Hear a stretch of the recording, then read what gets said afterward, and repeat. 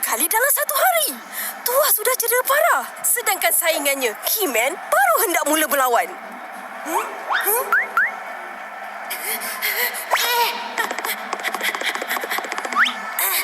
Saya hanya ikut kata-kata penganjur. Kami mahu perlawanan yang adil. Ya!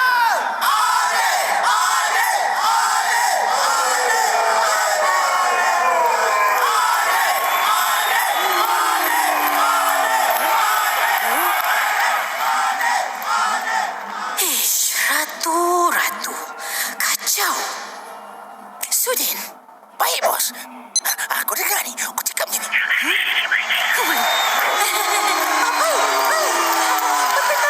Bertenang semua. Penaja kita, Cik Putih yang budiman memang adil. Jadi, perlawanan ini akan ditangguh pada esok hari bagi memberikan ruang dan masa untuk pahlawan tua dirawat dan berehat. Jis, kau terselamat untuk 1 hari lagi. Tapi besok, ajal kau akan tiba. Jangan terlalu angkuh. Aku tidak semudah itu dikalahkan. Kau belum kenal aku siapa.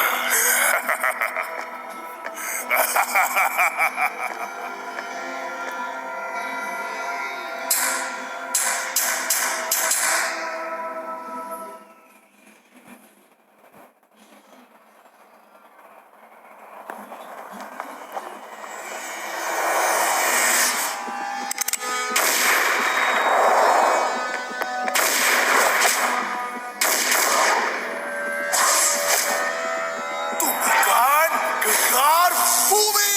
Ya!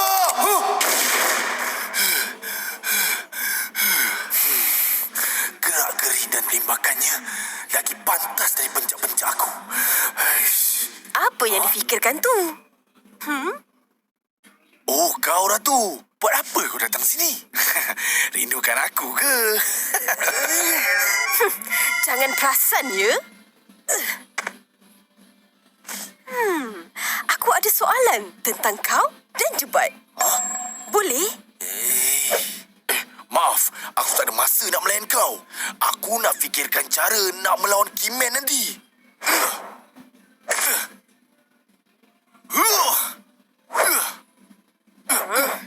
Aku tahu Jebat adalah anak murid Tok Guru Misai sebelum dia khianat. Tapi, kenapa aku tak pernah tahu kewujudan kau? Kau siapa? Oh, aku kan pembuat senjata dari Syaleh. Semua orang tahu.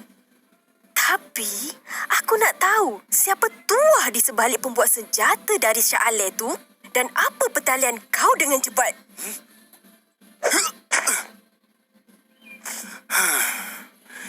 Ini kisah 10 tahun yang lalu.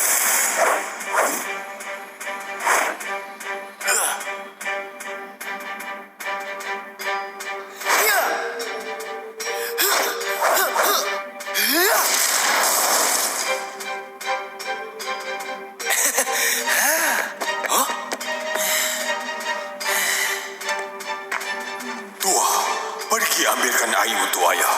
Sekarang.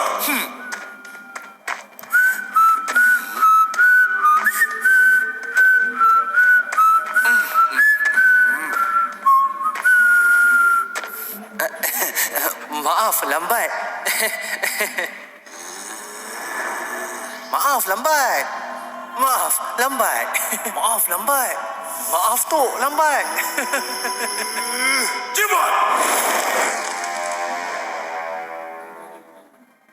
Menepati masa adalah harus untuk jadi seorang pahlawan berdisiplin. Sudah banyak kali kau lambat. Janganlah marah. Saya lambat sikit je. Kena marah lagi. Kesian. Jebat berjiwa bebas. Dia sukar menurut arahan dari Tok Guru. Selepas kejadian tu, dia menghilangkan diri tanpa jejak. Kau tak pergi mencari dia? Tidak, sebab ayah aku jatuh sakit, terkena penyakit misteri. Aku sibuk mencari penawarnya. Ayah kau? Siapa?